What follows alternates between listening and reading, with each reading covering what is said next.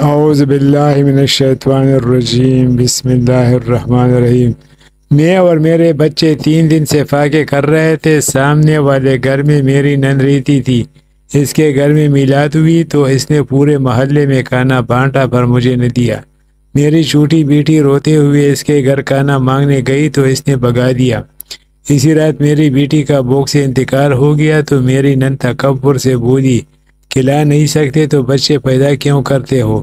یہ سنتے میں تڑپ اٹھی، پر اللہ سے کہا، میں اس حال میں تجھ سے راضی ہوں۔ اس رات مجھے نیند سوئی تو ایسا معجزہ ہوا کہ زندگی بدل گئی۔ نند سمیت سب تیرے ہمت کیسے ہوئی؟ میرے بھائی کو میری شکایت لگانے کی۔ میرے نند نے غصے سے مجھے دیکھا اور بلند آواز میں چیخی۔ میں گھبرا کر اپنے بستر سے اٹھ کھڑی ہوئی۔ کیا ہوا؟ میں نے چونکہ گہرے نیند میں تھی اس لیے مجھے کچھ سمجھ نہ آیا کہ وہ کیا کہنا چاہتی ہے۔ تم نے بشیر کو میرے خلاف بھڑکایا، وہ اماں سے جھگڑا کر کے گیا۔ اس کی بات سن کر میں نے جلدی سے بستر کی دوسری طرف دیکھا۔ میرے شوہر بشیر اپنی جگہ سے غائب تھے۔ بشیر کہاں چلے گئے؟ میں نے گھڑی پر ایک نظر ڈالی۔ ابھی تو صبح کے 7 بجے تھے جبکہ وہ 9 بجے کام پر جایا کرتے تھے۔ میں نے ایسا کچھ نہیں کہا، کل انہوں نے خود ہی سن لیا تھا۔ مجھے کچھ ہی دیر میں اس کی بات سمجھ آئی تو میں نے قدرے پرسکون ہو کر جواب دیا، تم جھوٹ بول رہی ہو۔ تم نے جھوٹ بول کر ہی تو میرے بھائی تو پھنسایا اور اسے اپنے قابو میں کیا تھا۔ میں تمہیں اس گھر میں چین و سکون سے نہیں رہنے دوں گی۔ یہ تمہاری بھول ہے کہ تم اس گھر میں بس جاؤ گی۔ میں تمہیں بسنے نہیں دوں گی۔ میری تسلی سے بھی اس کو یقین نہ آیا تو وہ غصے میں مجھ سے جھگڑا کرنے لگی، جبکہ میری ساس بھی میرے کمرے میں آ کر اس کے ساتھ مل کر مجھے باتیں سنانے لگی۔ میں چپ چاپ ان دونوں کو سنتی رہی۔ نہ جانے بشیر کہاں چلے گئے تھے۔ میرا نام قدسیہ ہے۔ میری پسند کی شادی میرے لیے وبال جرم بن گئی تھی۔ میں نے اپنی ہم جماعت بلقیس کے بھائی کو پسند کر لیا تھا۔ روزانہ ہی اپنی بہن کو اسکول سے لینے آیا کرتا تھا، جبکہ میں گھر تک کا سفر پیدل طے کیا کرتی تھی۔ ان کا گھر میرے گھر کے راستے میں آتا۔ بلقیس اسکول سے بے حد جھگڑالو اور ضدی لڑکی تھی۔ میں خاص طور پر اس سے دور رہتی کیونکہ مجھے جھگڑنے کا بالکل شوق نہ تھا، بلکہ لڑائی جھگڑوں سے مجھے گھبراہٹ ہوتی تھی۔ میں بہت ہی کم گو اور خوش اخلاق تھی۔ گھر میں بھی میرے سب کے ساتھ ہی بن جاتی۔ ہم سب مل جل کر رہتے تھے۔ ابا، اماں، چچا، تایا اور میری ایک بیوہ پھوپھو بھی اپنے 3 بچوں سمیت ہمارے گھر میں رہتی تھی۔ میری دادی نے شروع سے ہی مجھ پر بہت سخت اور روک ٹوک رکھی تھی کیونکہ میں گھر کی پہلی بیٹی تھی۔ میری تایا کے ہاں 3 بیٹے تھے جبکہ چچا کے ہاں ابھی تک اولاد نہ ہوئی تھی، حالانکہ ان کی شادی کو ابھی کافی عرصہ گزر گیا تھا۔ لہٰذا میں اپنے ودیال کے نہ صرف پہلی بلکہ اکلوتی بیٹی بھی تھی، جبکہ پھپھو کے ہاں 4 بیٹیاں تھیں، مگر وہ بیوہ ہوئی تو ہمارے ساتھ آ کر رہنے لگی۔ میرے ابا سمیت باقی دونوں بھائی بھی ان کے بچوں کا خرچہ اٹھاتے ہوئے۔ ابا کی اپنی مدنی موجود تھی، جبکہ چچا تایا بھی اتنا نہ کماتے تھے، مگر پھر بھی انہوں نے اپنی بہن کو کھلے دل سے خوش آمدید کہا اور ان کے بچوں کے سر پر ہاتھ رکھا۔ جب میری دادی حیات تھی تو وہ بھی میری پھپھو کا اور ان کے بچوں کا خیال رکھتے تھی۔ ویسے تو ہم سے بھی پیار کرتے تھے، مگر جب سے پھپھو گھر آئی تھی تب سے میں نے محسوس کیا تھا کہ وہ ان کے بچوں کو اپنے پوتا پوتیوں پر پھوکیت دیتی، مگر شکایت کرنے کی میری عادت نہ تھی۔ ویسے بھی میں کسی سے شکایت کرتی، اماں ابا تو خود پھپھو کی خدمت میں دن رات لگے رہتے۔ ابا کو اس بات کا بہت ہی دکھ تھا کہ ان کی چھوٹی بہن اتنی سی عمر میں بیوہ ہو کر گھر بیٹھی تھی، اور ایسے بھی میں نے حکایت کر کے کیا کر لینا تھا۔ مجھے تو خود پھپھو سے ہمدردی تھی۔ اسکول میں میری بہت سی سہیلیاں تھیں، مگر بلقیس کے ساتھ میری دوستی چاہنے کے باوجود نہ ہو سکی۔ میں چاہتی تھی کہ میں اس کو سکھاؤں کہ اسکول میں کس طرح رہنا چاہیے اور سہیلیوں کے ساتھ کس طرح کا رویہ اپنانا چاہیے۔ میں نہیں چاہتی تھی کہ وہ سب جھگڑا مول لے بری بنتی رہے، مگر وہ میری بھی کہاں سنتی تھی۔ وہ اپنے آپ میں ہی مگن رہتی اور اگر اسے کوئی بات بری لگتی تو بلا تکلف اس کا اظہار بھی کر دیتی۔ اسکول میں کچھ لڑکیاں تھیں جو اس کو مزید بھڑکاتی۔ وہ اس کی فطرت سمجھتی تھی اور جانتی تھی کہ اس کو ایک تیلی لگانے کی ضرورت ہے، آگ بہت بھڑک اٹھے گی۔ لڑکیاں اس کی ضدی طبیعت کا ناجائز فائدہ اٹھاتے اور جھگڑا کروا کر خود تماشا دیکھنے میں مگن رہ جاتی۔ میں نے میٹرک کا امتحان پاس کیا تو ابا سے کالج میں داخلہ لینے کی فرمائش کر دی۔ ابا نے حیرت سے مجھے دیکھا تو کالج میں پڑھ کر کیا کرے گی، ہمارے خاندان کی لڑکیاں اتنا نہیں پڑھتی، تجھے میں میٹرک کروا دیا، تیرے لیے اتنا ہی بہت ہے، اب گھر رہ کر گھر داری سیکھ لو اور کام میں اپنی ماں کا ہاتھ بیٹھا۔ ابا کی بات سن کر میں چپ ہو گئی، کیونکہ مجھے پہلے ہی ابا سے یہی امید تھی، بس وہ تو ذرا مجھے شوق پڑا تھا کہ میں بھی کالج جاؤں، جیسے ہمارے محلے کی کچھ لڑکیوں نے کالج میں داخلہ لیا تھا، مگر ابا نے مجھے اجازت نہ دی تو میں چپ ہو کر بیٹھ گئی۔ ابا مجھے کالج جانے کی اجازت نہ دے کر میری امیدوں پر پورا اترتے تھے۔ اماں سے طرفداری یا مدد کی امید رکھنا بالکل فضول تھا، کیونکہ وہ تو مجھے میٹرک کروانے کے حق میں بھی نہیں تھی، تو کہاں وہ کالج جانے کے لیے میرا ساتھ دیتی۔ پپو کو وراثت میں حصہ ملا تو وہ یہ کہہ کر علیحدہ ہو گئی کہ اب اس گھر میں میرا گزارا نہیں، یہاں تو میرے بچوں کو کوئی اہمیت نہیں دیتی اور نہ مجھے بابیاں میرے بچوں کو بوجھ کے سوا کچھ نہیں سمجھتی۔ میں ان کی بات سن کر حیران تھی۔ میں نے جب سے وہ سنبھالا دادی کو، اماں ابا سمیت چچا اور تایا کو بھی پپو اور ان کے بچوں پرواری صد کے جاتے دیکھا تھا، تب بھی ان کے ہاتھ میں برائی ہی آتی تھی۔ دادی بھی اپنی بہو سے لڑ جھگڑ کر بیٹی کے ساتھ ہو لی۔ پپو نے ہمارے ہی علاقے میں ایک گھر خرید لیا اور اپنے بچوں کو لے کر وہاں شفٹ ہو گئی، جبکہ باقی کا پیسہ بینک میں ڈلوایا اور اس کی ماہانہ آمدنی کھانے لگی۔ دادی کے بعد تینوں بھائیوں کا اکٹھے رہنا کہاں ممکن تھا، لہذا تینوں نے گھر کا بٹوارا کیا اور الگ الگ گھر کر لیے۔ میں بھی خوش تھی کہ چلو اتنے عرصے بعد الگ گھر میں رہنے کا موقع تو ملا۔ ہمارے نئے گھر کے قریب میں ہی ایک پارک تھا، میں اکثر شام کو چھوٹے بھائی کو لے کر پارک میں چلی جاتی۔ وہاں پر مجھے بلقیس کا بھائی بشیر دکھائی دیا۔ میں نے اسے بلقیس کے ساتھ آتے جاتے کئی مرتبہ دیکھا تھا۔ وہ اسکول سے بلقیس کو لے جاتے ہوئے مجھے اپنی طرف توجہ کرنے کی کوشش کرتا، مگر میں نے اسے کبھی زیادہ گھاس نہ ڈالی تھی۔ جب کہ وہ پارک میں آیا تو مجھے دیکھ کر میرے قریب چلا آیا اور سلام دعا کے بعد وہ مجھ سے مخاطب ہو گیا۔ اب میں اتنی بھی مروت بھی نہیں تھی کہ اس کے سلام کا جواب بھی نہ دیتی۔ بلقیس نے تو کالج میں داخلہ لے لیا تھا، تم نے کالج میں داخلہ نہ لیا؟ اس نے پوچھا تو میں نے نفی میں سر ہلا دیا۔ نہیں، ہمارے ہاں لڑکیاں کالج نہیں جایا کرتی۔ میں نے اسے وہی بات بتا دی جو اماں ابا نے مجھے کہی تھی، چلو کوئی نہیں، پڑھائی کر کے ویسے بھی کیا کرنا ہے۔ وہ مجھ سے ادھر ادھر کی باتیں کرنے لگا تو میں بھی ہاں میں جواب دینے لگی۔ تمہارے کہیں شادی وغیرہ کی بات چل رہی ہے؟ اس نے مجھ سے اچانک پوچھا تو میں نے چونک گئی، نہیں ابھی تو ایسا کوئی سلسلہ نہیں ہے۔ میں نے اس طرح گھبرا کر کہا تو وہ مسکرا دیا، ٹھیک ہے میرے رشتے کا انتظار کرنا۔ وہ کہتا وہ مجھے دیکھتا پارک سے باہر نکل گیا۔ میں اس کی بات سن کر بڑی حیران ہوئی تھی، وہ کیا کہہ رہا کر گیا تھا، مگر جب مجھے سمجھ آئی تو مجھے بھی انتہا گھبراہٹ ہوئی۔ یہ کیا بات ہوئی بھلا، میں اس کے رشتے کا انتظار کیوں کرنے لگی؟ مجھے اس پر ایک دم غصہ آ گیا۔ میں فوراً اپنے بھائی کو آواز دے کر اس سے لیے گھر کی طرف چل دی۔ مجھے پہلی مرتبہ میں تو اس کی بات عجیب لگی تھی، مگر میں ہر روز اس کے رشتے کا انتظار کرنے لگی۔ جب بھی کوئی دروازے پر آتا مجھے یہ لگتا کہ بشیر نے اپنا رشتہ میرے لیے بھیج دیا۔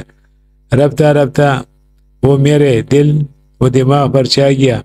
میں اکثر پارک چلی جاتی تاکہ وہ مجھے کہیں دکھائی دے اور میری اس سے بات ہو سکے، مگر اس دن کے بعد وہ مجھے کہیں دکھائی نہیں دیا۔ 2-3 مہینے ایسے ہی گزر گئے۔ اتنے عرصے انتظار میں میری حالت عجیب سی ہو گئی۔ شاید وہ مجھے آزما رہا تھا۔ وہ سامنے ہوتا تو میں یقیناً اسے نہریں دکھاتی، مگر وہ تو نہ جانے کہاں چھپا میری بے قراری کو بڑھا رہا تھا۔ وہ میں اپنی ڈارس دے کر مجھے خود نہ جانے کہاں غائب ہو گیا۔ ایک دن وہ مجھے پارک میں دکھائی دیا تو میرا دل دھڑک اٹھا، مگر میں نے لاپرواہی کا مظاہرہ کیا کہ جیسے مجھے اس کی پرواہ نہ تھی اور میں بھائی کو لے کر جھولے پر جا بیٹھی۔ وہ مجھے دیکھتے ہی میری طرف لپکا جیسے مجھے ہی دیکھنے آیا ہو۔ میں اس کو دیکھ کر بیگانی بن گئی۔ کل اماں اور میری بہن آئے گی تمہارے گھر، تم تیار رہنا، وہ مسکراتا ہوا مجھے بتا کر چلتا بنا تھا۔ اگلے ہی دن اس کی ماں اپنے بیٹے کا رشتہ میرے لیے لے کر چلی آئی، ساتھ میں بلقیس بھی تھی۔ بلقیس مجھے دیکھ کر حیران رہ گئی، یہ تو اسکول میں میرے جماعت میں پڑھتی تھی۔ اس نے اپنی ماں سے کہا تو وہ بھی چونک گئی۔ بشیر نے شاید اپنی ماں کو میرے بارے میں کچھ نہ بتایا تھا۔ اس کی ماں کو معلوم ہوا کہ میں بلقیس کے ساتھ اسکول میں پڑھا کرتی تھی تو اس کا فوراً ہی منہ بن گیا تھا، چونکہ بلقیس نے ہمارا نیا گھر نہ دیکھا تھا، اس سے پہلے والا گھر دیکھا تھا، اس لیے اسے معلوم نہ ہو سکا کہ بشیر کی پسند میں تھی۔ نہ جانے بشیر نے کیسے ہمارے نئے گھر کا پتہ لگا دیا۔ بشیر کی ماں اور بہن تھوڑی دیر میں اٹھ کر چلی گئی، مگر اس کے بعد ان کی طرف سے کوئی بات نہ کی گئی۔ اگر وہ پسند کا اظہار کرتی تب ہی بات آگے بڑھتی، مگر دوسری طرف مکمل خاموشی چھا رہی تھی۔ مجھے ایسے معلوم ہوتا تھا کہ بشیر اپنے گھر والوں کو منانے میں لگا ہوا تھا، جبکہ میں جانتی تھی کہ بلقیس مجھے زیادہ پسند نہ کرتی تھی، کیونکہ میں پورے اسکول میں اپنے اچھے اخلاق کی وجہ سے مقبول تھی۔ تقریباً سبھی جماعتوں میں میری سہیلیاں موجود تھی، جبکہ بلقیس کو کوئی خاص پسند نہ کرتا تھا، اور میں اسے اکثر سمجھاتی رہتی کہ وہ اپنا رویہ ٹھیک کرے، اور میری یہی بات اسے بری لگا کرتی تھی۔ اس لیے اس نے اپنی ماں کو صاف صاف انکار کر دیا کہ بھائی کی شادی اس گھر میں اس لڑکی کے ساتھ نہیں کرنی۔ اماں تو مان گئی، مگر بلقیس نہیں مان رہی، اور نہیں اماں کو ماننے سے دے رہی تھی۔ مگر تم انتظار کرنا، میں ان کو منا لوں گا، میں تمہارے علاوہ کسی اور سے شادی کرنے کا سوچ بھی نہیں سکتا۔ بشیر نے مجھے پارک میں کہا تو میں نے اس بات میں سر ہلایا۔ اب تو مجھے بھی اس سے شادی کرنی تھی، یہ میری ضد نہ تھی، بلکہ بشیر مجھے اچھا لگنے لگا تھا۔ اس کے ساتھ میرے رشتے کی بات بھی چل رہی تھی، مجھے شادی کرنے کی ویسے تو اتنی جلدی نہ تھی، بشیر جتنا چاہے وقت لے سکتا تھا، اس لیے میں چپ چاپ وہاں سے چلی۔ اتنے ہی عرصے میں میرے لیے ایک دوسرا رشتہ آیا، کیونکہ خاندان سے ہی تھا، وہ ابا کے کوئی رشتہ دار تھے۔ میں ان لوگوں نے تو پلٹ کر جواب نہ دیا تو ہم اس رشتے کو ہی دیکھ لیتے ہیں۔ اماں نے کہا تو میں پریشان ہو گئی، میں تو بشیر کے ساتھ بات پکی ہونے کے انتظار میں بیٹھی تھی۔ بشیر نے مجھ سے وعدہ بھی دیا تھا کہ میں اس کا انتظار کروں گی، اگر مجھے اس کا انتظار نہ کرنا ہوتا تو میں اسے اسی وقت انکار کر دیتی۔ میں نے اماں کو اشاروں میں منع کرنے کی کوشش کی، میں اماں کو صاف نہیں کہہ سکتی تھی کہ مجھے بشیر سے ہی شادی کرنی ہے، مگر میں ان کو سمجھا تو سکتی تھی۔ اماں جب تک ایک طرف سے ہاں یا نہ ہو جائے تب تک دوسرا رشتہ نہیں دیکھتے۔ میں نے اپنی طرف سے بڑی سیاسی بات کی، مگر اماں نے مجھے گور کر دیکھا۔ تجھے بڑا پتہ ان باتوں کا، تیرے ماں باپ زندہ ہے، فیصلہ کرنے کے لیے تو زیادہ فکر نہ کرے نہ پال۔ اماں نے مجھے ڈانٹ دیا تو میں چپ کر گئی۔ میں بھلا اپنے ماں باپ کو کب تک اور کتنے عرصے تک روک سکتی تھی؟ معاملہ بگڑ گیا تھا۔ بشیر نے اپنی ماں کو نہ جانے کیسی راضی کر کے بھیجا، مگر تب تک بہت دیر ہو گئی تھی۔ ابا نے دوسرے شادی رشتے والوں کو ہاں کہلا بھیجی۔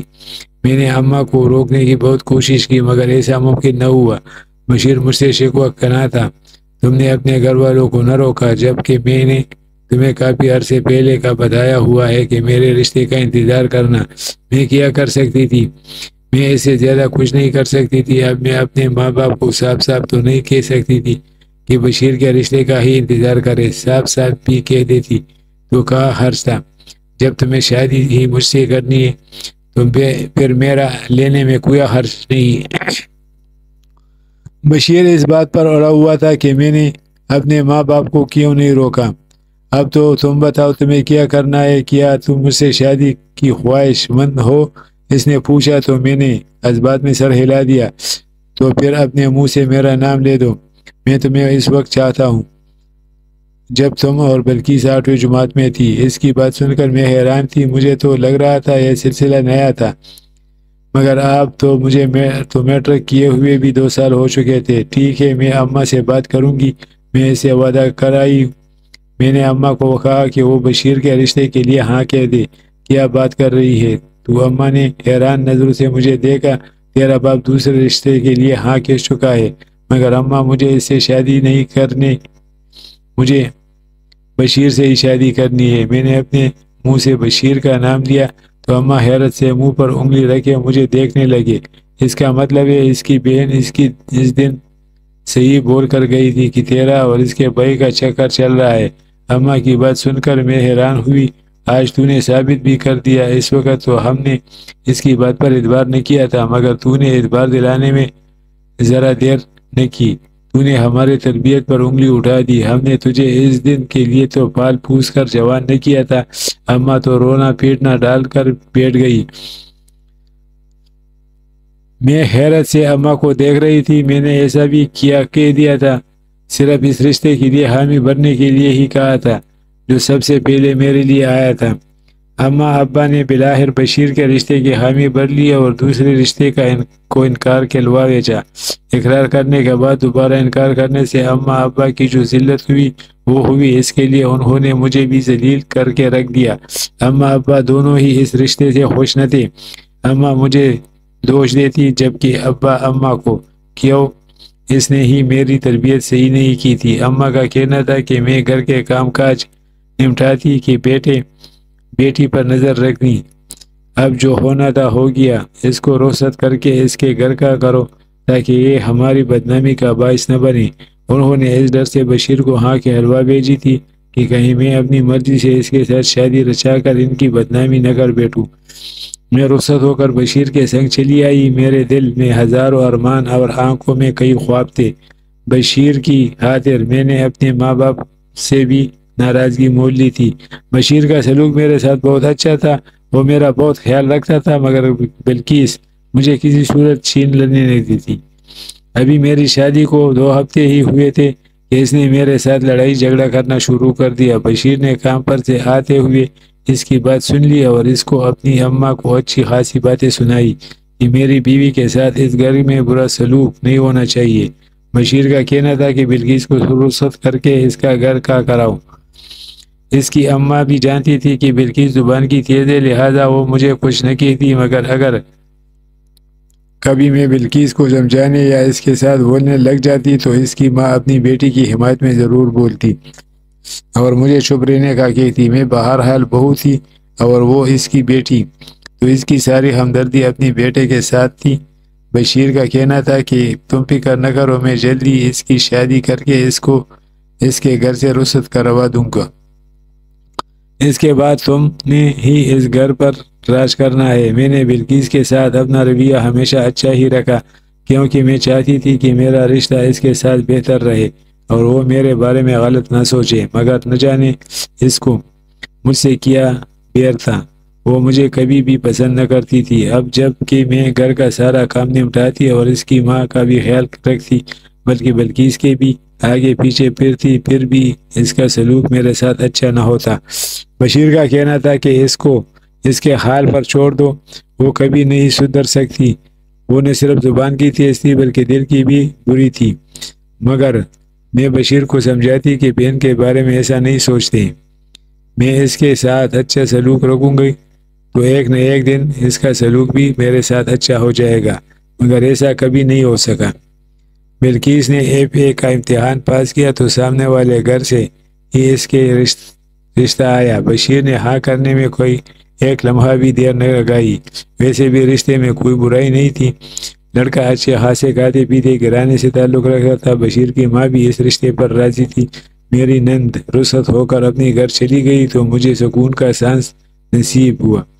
میرے ساس کسی بھی معاملے میں زیادہ روک ٹوک نہ کرتی۔ گھر میں سارا فساد بلکیس کی وجہ سے ہی تھا۔ وہ رخصت ہوئی تو گھر امن و سکون کا گہوارہ بن گیا۔ ویسے تو اس کا گھر بالکل سامنے ہی تھا، وہ اکثر چلی آتی، مگر بڑے سسرال میں رہنے کی وجہ سے اس کے مزاج میں کافی تبدیلی آئی تھی۔ اب وہ مجھ سے کیا لڑائی جھگڑا کرتی، وہ خود مہمان کی طرح آیا کرتی اور کچھ دیر اپنی ماں کے پاس بیٹھ کر واپس بھی اٹھ جاتی۔ وہ بشیر سے زیادہ بات نہ کرتی، بشیر بھی اسے زیادہ نہ بلاتا۔ بلکیس اور میں ہم دونوں ہی اپنے اپنے گھر میں خوش تھے۔ میری ساس نے گھر کا سارا انتظام میرے ہاتھ میں دے دیا تھا۔ بشیر مجھے ہی پیسے لا کر دیتے اور میں گھر کے مہینے کا گزارا کرتی۔ بشیر کی آمدنی زیادہ نہ تھی، مگر اتنی کم بھی نہ تھی ہمارا گزارا اچھے سے چل رہا تھا، ایسے بھی مجھے فضول خرچی کی عادت نہ تھی، اس لیے میں اتنے ہی پیسوں میں مہینے کا گزارا کر لیا کرتی تھی۔ مجھے پیسوں کی کوئی خاص تنگی نہ تھی، اور پھر گھر میں اس قدر سکون تھا، اس سے بڑھ کر مجھے کیا چاہیے تھا۔ بشیر اکثر ہی مجھے باہر گھمانے پھرانے بھی لے جاتے، اور کبھی چاٹ تو کبھی دہی بڑے کھلا دیا کرتے تھے۔ واپسی پر وہ اپنی ماں کے لیے بھی کچھ نہ کچھ پیک کروا کر لے آتے۔ میری ساس نے میری شوہر کے ساتھ گھومنے پر کبھی اعتراض نہ کیا تھا، بلکہ وہ خوش ہوتی اور مجھے کہتی کہ باہر آ جایا کرو اور خوش رہا کرو، بچے ہو جائیں گے تو پھر باہر نکلنا مشکل ہو جائے گا۔ ان کی بات بالکل ٹھیک تھی۔ اللہ نے جیسے ہی مجھے خوشخبری سے نوازا، بشیر میرے پہلے سے زیادہ خیال رکھنے لگے، مگر اب وہ مجھے باہر گھمانے نہ لے جا کر جاتے کہ کہیں مجھے یا بچے کو کوئی نقصان نہ ہو جائے۔ میرا اچھے سے وہ دوا علاج کرا رہے تھے، اور میرے کھانے پینے کے لیے پھل وغیرہ دے کر آتے۔ میں اپنے آپ کو خوش نصیب سمجھتی جیسے بشیر جیسے انسان کا ساتھ ملا تھا۔ اگر میں اس وقت اپنے ماں باپ کے سامنے نہ ڈر جاتی تو شاید اس وقت بشیر کی زندگی میں نہ ہوتی۔ اماں ابا مجھ سے ناراض تھے، ان کی ناراضگی ختم نہ ہوئی تھی۔ میں کبھی کبھار ان سے ملنے چلی جاتی، مگر وہ مجھ سے سیدھے منہ زیادہ بات نہ کرتے۔ اماں تو ہر دفعہ مجھے محبت کی شادی کا تانا ضرور دیتی، اس لیے میں نے اب ان کے گھر آنا جانا قدر کم کر دیا تھا۔ ایسے بھی میری طبیعت اب ٹھیک نہیں رہتی کہ میں کہیں آ جا سکوں۔ اللہ نے مجھے اولاد سے نوازا تو میری زندگی جیسے مکمل ہو گئی۔ میں اپنی زندگی میں کافی حد تک مصروف ہو گئی۔ اللہ نے مجھے 2 بیٹیوں اور 1 بیٹے سے نوازا۔ بشیر کے بچوں میں جان بستی تھی، وہ اپنے بچوں کو پیار کرتے تو میں ان کو دیکھ دیکھ کر خوش ہوتی۔ گزرتے سالوں میں اماں ابا نے میرے چھوٹے بھائی کی شادی کر دی اور خود یہ کیپاتی گھرے دنیا سے چل پڑے۔ میری ساس بھی کچھ عرصہ بیمار رہ کر دنیا سے رخصت ہوئی تو نند کا ہمارے گھر آنا جانا بالکل ختم ہو گیا، اور میں اپنی ماں کی وجہ سے ہی آیا کرتی۔ اس کا دل نہ تو مجھ سے کبھی صاف ہوا اور نہ اپنے بھائی سے، میں چونکہ اپنی دنیا میں مگن تھی لہذا میں نے زیادہ پرواہ نہ کی۔ ویسے بھی میں نے کون سا اس کو کبھی کچھ کہا تھا؟ اس کی ناراضگی کی وجہ وہی جانتی تھی۔ بشیر کو سمندر پر جانے کا بہت شوق تھا، وہ کافی عرصے سے منصوبہ بندی کر رہا تھا کہ ہم بچوں سمیت سمندر کی سیر ہو جائے۔ ایک دن اس کو دفتر سے چھٹیاں ملی تو اس نے سیر کرنے کا پروگرام بنا لیا۔ میں بھی خوشی خوشی اس کے ساتھ جانے کو تیار ہو گئی، مگر مجھے نہ معلوم تھا کہ سمندر پر پیش آنے والا حادثہ ہماری زندگی ہمیشہ کے لیے بدل دے گا۔ ہم سب وہاں پر بہت لطف اندوز ہو رہے تھے۔ بشیر پانی میں دور تک چلا گیا۔ میں نے اس کو ہاتھ کے اشارے سے منع کیا کہ وہ زیادہ آگے نہ جائے، پانی کے موجیں خطرناک ہے، تو وہ واپس پلٹ آیا۔ اتنی ہی دیر میں میرا چھوٹا بیٹا اس کی طرف بھاگا تو میں اس کو پکڑنے کو پیچھے دوڑی۔ میرا بیٹا پانی کے موجوں میں کہیں کھوسا گیا۔ بشیر اس کی طرف بڑھے اور اس کو ڈھونڈنے کے لیے گہرائی کی طرف چلے گئے اور وہ اس کو پکڑ کر لے آئے۔ میں نے جلدی سے اپنے بیٹے کا ہاتھ پکڑ کر اپنی طرف کھینچ لیا، مگر دور سے آتی موجیں بشیر کو اپنے ساتھ بہا کر لے گئے۔ میں بہت چیختی چلائی اور لوگوں کو مدد کے لیے پکارا۔ سبھی لوگ مدد کے لیے آ گئے، مگر برہم موجیں بشیر کو چھوڑنے کو تیار نہ تھی۔ وہ بشیر کو بہاتی دور سے دور لے گئے۔ بشیر پانی میں ڈوب گئے، اس کا کچھ اتا پتہ نہ تھا۔ 2 دن تک بشیر کی تلاش جاری رہی، مگر ان کا کچھ پتہ نہ تھا۔ ریسکیو کے افراد نے بشیر کو موت کی تصدیق کر دی۔ مجھے معلوم نہ تھا کہ میں سمندر کی سیر کی خاطر اپنا سب کچھ لٹا دوں گی۔ پانی کی موجیں اس قدر بلند اور خطرناک تھی کہ بشیر کا بچنا ممکن تھا ہی نہیں۔ میں روتی پیٹتی، اپنے غم سے نہ ڈالتی۔ بچوں کا الگ برا حال تھا، ہماری خوشی ماتم بن گئی تھی۔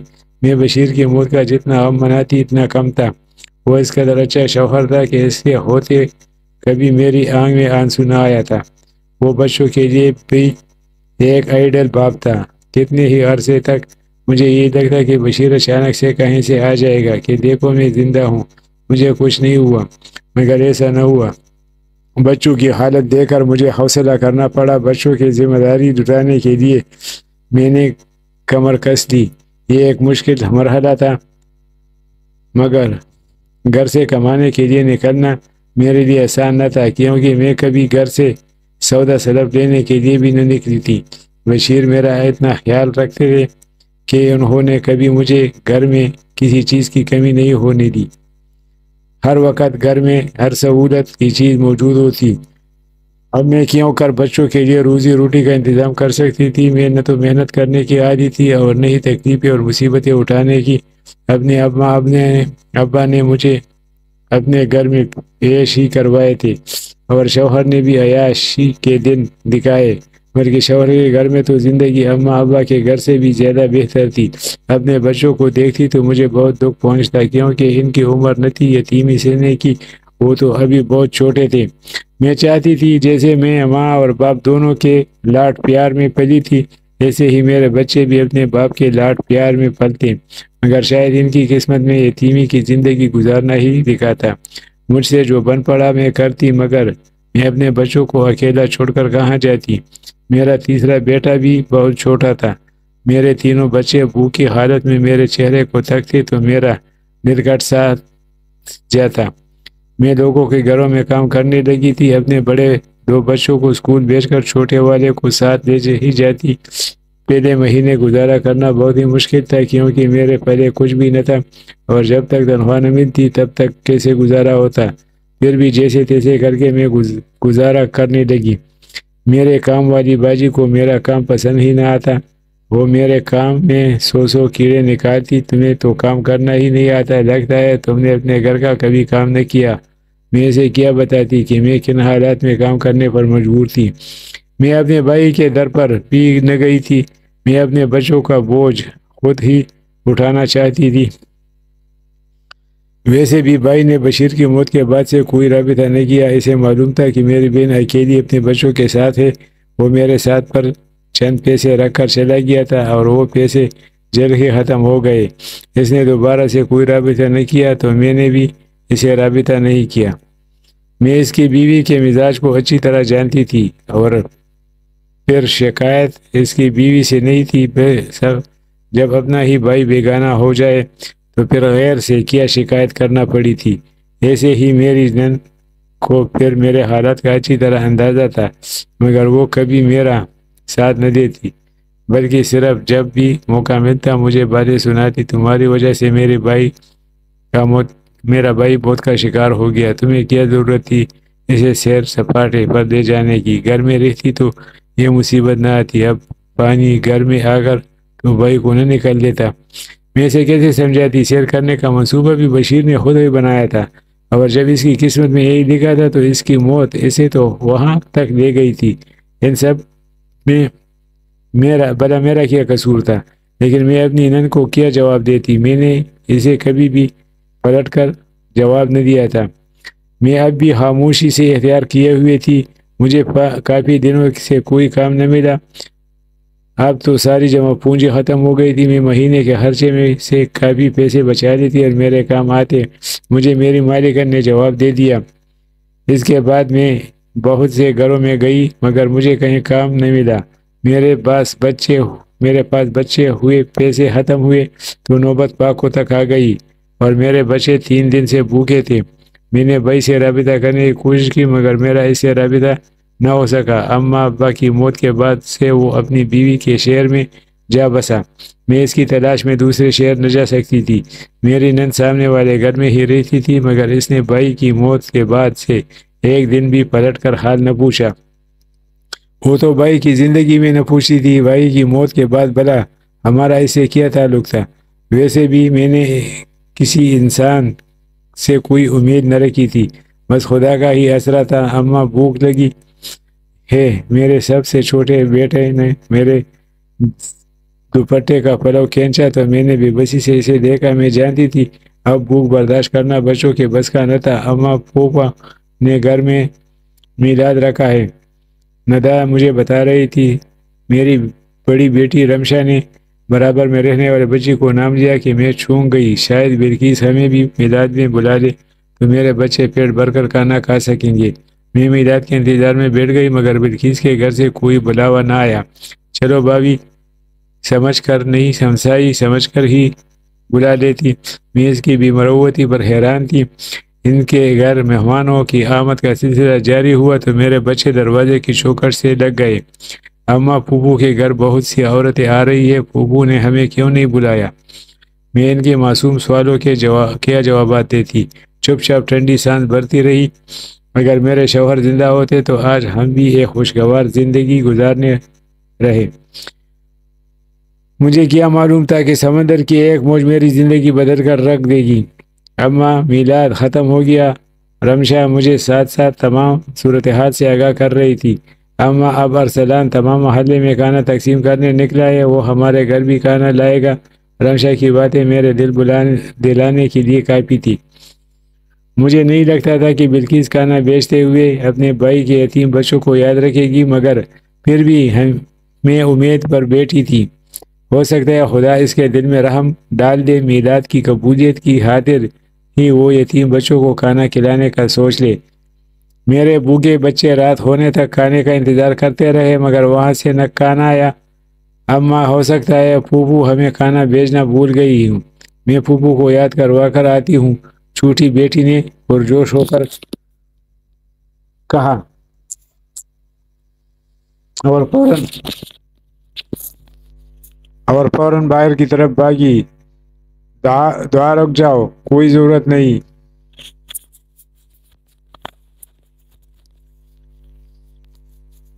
کوئی ضرورت نہیں، میں اس کو روکتی پیچھتی بھاگتی، مگر وہ اس سے پہلے ہی بھاگ کر اپنی پھوپھو کے گھر میں داخل ہو گئی۔ دعا کچھ ہی دیر میں مایوسی سے سر جھکائے چلی آئی تھی، یقیناً بلقیس نے اسے ڈانٹ کر خالی ہاتھ بھگا دیا۔ میرے بس میں کچھ نہ تھا، میں کہاں سے کھانا مانگ کر لاتی، جبکہ آپ نے ہی کچھ دینے کو تیار نہ تھے۔ میں صبح سویرے ایک نئی امید اور عزم کے ساتھ اٹھ کھڑی ہوئی۔ میں نے اپنے بچوں کے لیے کھانے کی تلاش میں نکلنا چاہتی تھی۔ مجھے معلوم تھا کہ میرے بچے 3 دن سے بھوکے تھے، انہوں نے سوکھے ٹکڑے کھا کر گزارا کیا تھا، جبکہ پیٹ بھر کر کھانا نہ کھایا تھا۔ آج تو مجھے بھیک بھی مانگنی پڑتی تو میں ضرور مانگ لیتی، مگر اپنے بچوں کو پیٹ بھرنے کے لیے کچھ تو کرتی۔ میں کھانا لینے جا رہی ہوں، رمشا تم چھوٹے بہن بھائیوں کا خیال رکھنا۔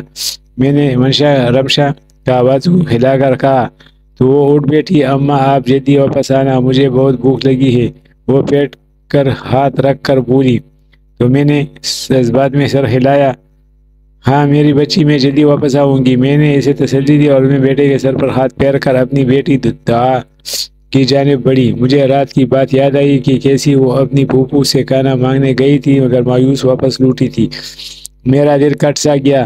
میں نے اپنے لب اس کے ماتھے پر رکھے تو مجھے اس کا ماتھا بے حد ٹھنڈا محسوس ہوا۔ دعا کیا ہوا؟ میں نے دعا کو ہلایا تو وہ بے حس حرکت رہی۔ دعا کیا ہوا؟ میری بچی، مجھے کچھ انہونی کا احساس ہوا، کہیں دعا کو کچھ نہ ہو گیا ہو۔ میرا دل کانپ اٹھا۔ میں نے اس کو اچھی طرح جھنجھوڑا، مگر اس کے وجود میں کوئی حرکت نہ تھی۔ میری بیٹی بھوک کی شدت سے اس دنیا سے لٹ کر چلی گئی تھی۔ میری چیخوں کی آواز سے پورا گھر گونج اٹھا۔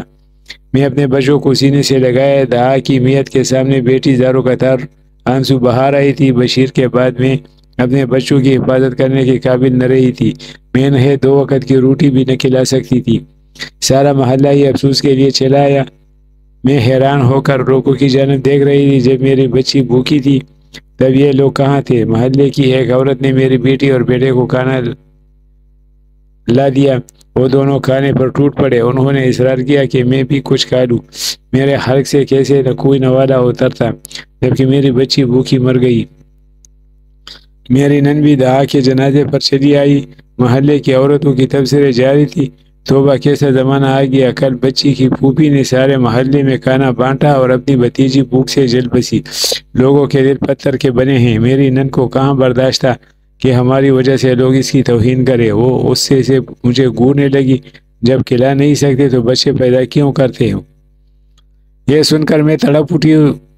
وقت اور حالات کسی کے بھی پلٹ سکتے ہیں۔ میرے تو وہم و گمان میں بھی نہ تھا کہ مجھ پر کبھی یہ دن بھی آئے گا۔ یا اللہ، میں اس حال میں بھی تجھ سے راضی ہوں۔ میں نے آنکھیں بند کر کے پوری شدت سے اپنے رب کو راضی کیا۔ میری دعا کی میت کو اٹھا کر لے گئی تھی۔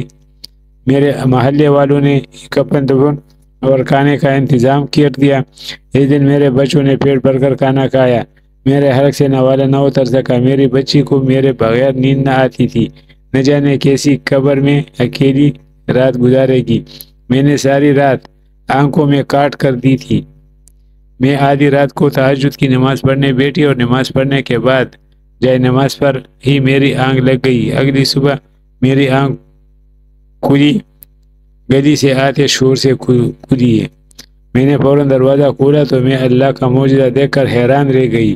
سامنے نن کے گھر سے آگ کے شعلے نکل رہے تھے۔ نن سمیت اس کے سبھی گھر والے گلی میں کھڑے اپنے گھر کو جلتا دیکھ رہے تھے۔ یہ سب کیا ہوا؟ میں نے پریشانی سے پاس کھڑی اپنی ہمسائی سے پوچھا۔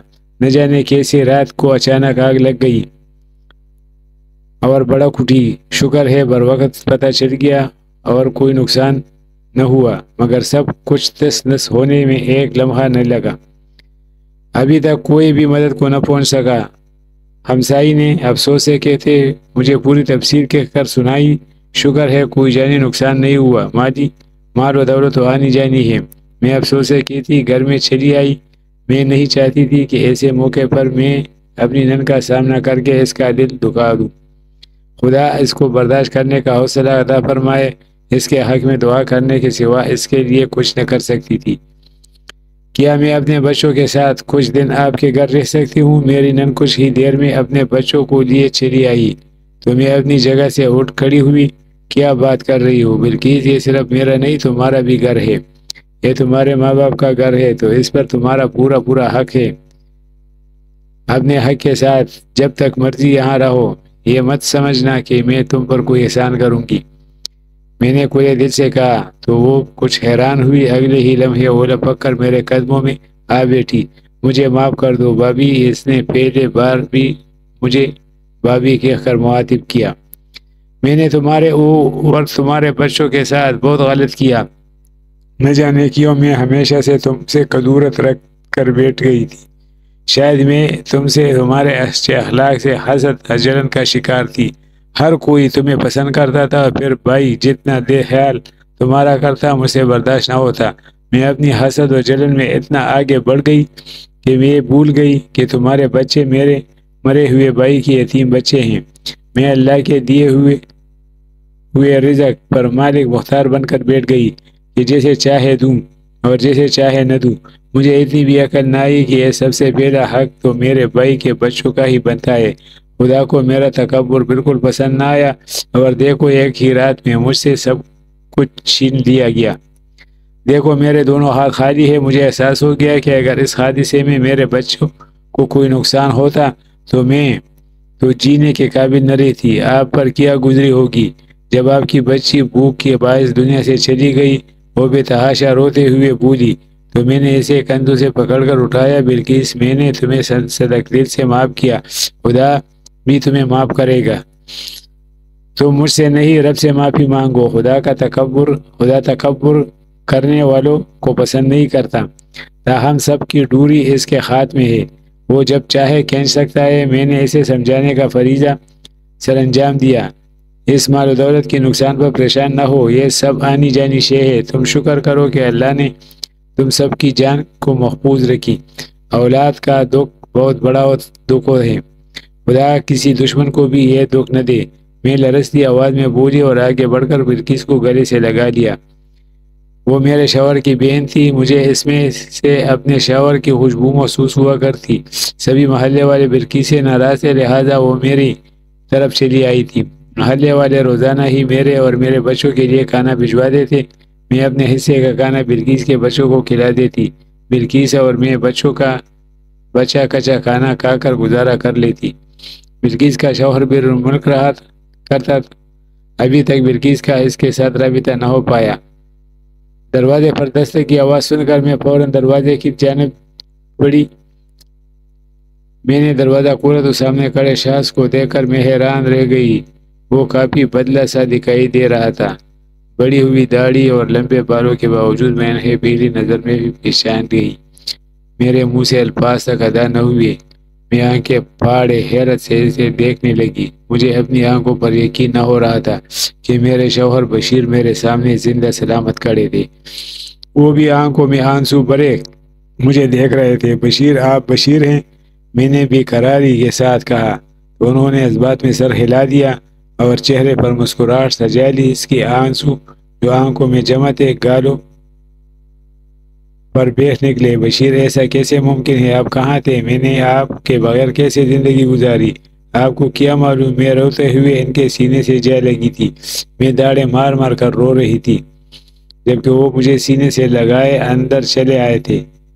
ارے اندر تو آنے دو، تمہیں سب بتاتا ہوں۔ زندگی میری بھی آسان نہ تھی، مگر تمہارے اور بچوں کے خیال نے مجھے کچھ ہونے ہی نہیں دیا۔ میں ظالم موجوں سے بھی لڑ آیا ہوں۔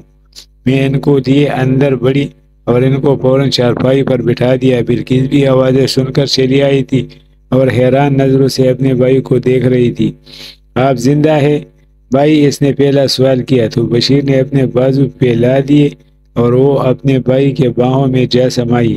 ہم سب ہی رو رہے تھے، بچے بھی وہیں چلے آئے۔ وہ اپنے بابا کو دیکھ کر ان سے جا لپٹے اور پھر خوشیوں سے چھلانگیں لگانے لگے۔ یہ خوشی بہت بڑی خوشی تھی، مگر مجھے اس بات کا افسوس تھا کہ اس خوشی کو پانے کے لیے میری بیٹی میرے ساتھ نہ رہی تھی۔ بشیر نے دعا کے بارے میں پوچھا تو میں ہچکیاں لے کر رونے لگی۔ دعا کا نام مت لے میرے سامنے، میں دعا کے بارے میں آپ کو کیسے بتاؤں؟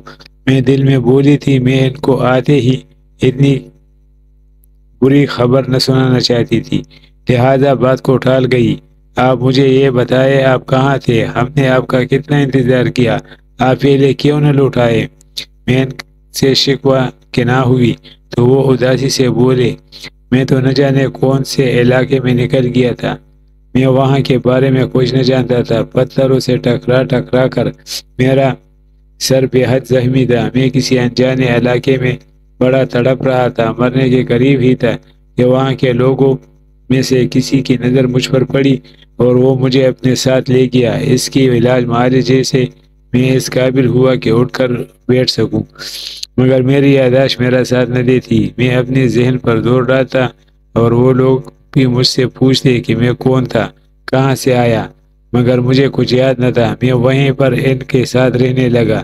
وہ لوگ جو کام کرتے تھے وہی کام کرتا۔ وہ پہاڑی علاقہ تھا، وہاں کے لوگ زیادہ تر کھیتی باڑی کرتے تھے۔ میں سارا دن ان کھیتوں میں کام میں مصروف رہتا اور اپنی ذہن پر زور دیتا رہتا کہ میں کون تھا اور کہاں سے آیا تھا، مگر مجھے یاد نہ تھا۔ ایک دن میں اچانک سے گر کر بے ہوش ہو گیا اور میرے سر پر پھر سے چوٹ آئی۔ بے ہوشی کے بعد جو مجھے ہوش آیا تو مجھے سب کچھ یاد آ گیا کہ میں کیسے بے رحم موجوں میں ڈوب گیا تھا۔ میں نے ان لوگوں کو اپنے بارے میں بتایا تو فوراً تیار ہو گئے کہ وہ مجھے میرے گھر والوں کے پاس چھوڑ کر آئیں گے۔ وہ علاقہ یہاں سے بہت دور تھا، پانی کچھ ہی لمحوں میں اتنی دور بہا کر لے گیا تھا۔ بس اللہ نے میری زندگی بھی باقی رکھی تھی، اس لیے بچ کر آ گیا اور آج تمہارے سامنے ہوں۔ میری دعا کو تو بلاؤ۔ وہ اپنی کہانی سناتے ہوئے مجھے ایک بار پھر دیکھ کر دعا کی بارے میں پوچھنے لگے تو میں نے ان کو بتا دیا، دعا آپ سے ملنے کے لیے یہاں موجود نہیں، وہ چل بسی ہے۔ کیا کہہ رہی ہو قدسیہ؟ یہ سب کیا ہو گیا؟ وہ روتے ہوئے بولے تو میں بھی تو رو دی۔ میں دعا کو نہ بچا پائی اور دور سے وہ چلی گئی۔ میں نے بشیر کے ساتھ نئی زندگی کا آغاز کیا تھا، ہمیں ہر پل دعا کی یاد ستاتی، کاش یہ خوشی دیکھنے کے لیے وہ بھی ہمارے ساتھ موجود ہوتی، ہم اس کے یاد سے ایک پل غافل نہ ہوتے۔ میں اپنے رب کی رضا پر راضی تھی، اس کی دی ہوئی نعمت تھی، اس کی دی ہوئی نعمت تھی، وہ جب چاہے واپس لے سکتا ہے۔ بشیر نے جلدی اپنا کام دوبارہ شروع کر دیا۔ بلقیس کا شوہر گھر کا سن کر واپس چلا آیا۔ اس نے بلقیس کو فی الحال کرائے پر گھر لے دیا اور اپنے جلے ہوئے گھر کی مرمت شروع کروا دی۔ میرے حالات پھر سے بہتر ہو گئے تھے۔ میں نے کبھی سوچا بھی نہ تھا کہ بشیر واپس ہماری زندگی میں چلے آئیں گے۔ یہ سب اللہ کی طرف سے آزمائش تھی، نہ جانے میں آزمائش پر پوری اتری تھی کہ نہیں، مگر آزمائش ختم کر دی گئی تھی۔ میں بھی اپنی زندگی سے بہت کچھ سیکھا تھا۔ انسان کو ہمیشہ اپنے رب کی رضا میں راضی رہنا چاہیے اور کبھی کسی انسان کو نیچا نہیں سمجھنا چاہیے۔ وقت کا کچھ پتہ نہیں ہوتا، کب آپ کے حق میں ہو اور کب مخالف، اس لیے اللہ کے غضب سے ڈر کر زندگی گزارنی چاہیے۔ میں اپنے ارد گرد بھی سبھی عورتوں کی رہنمائی کرتی کہ انہیں زندگی کس طرح گزارنی چاہیے اور حسد و جلن کا شکار ہونے کے بجائے اپنی ذات میں اچھی تبدیلیاں لانے کی کوشش کرنی چاہیے۔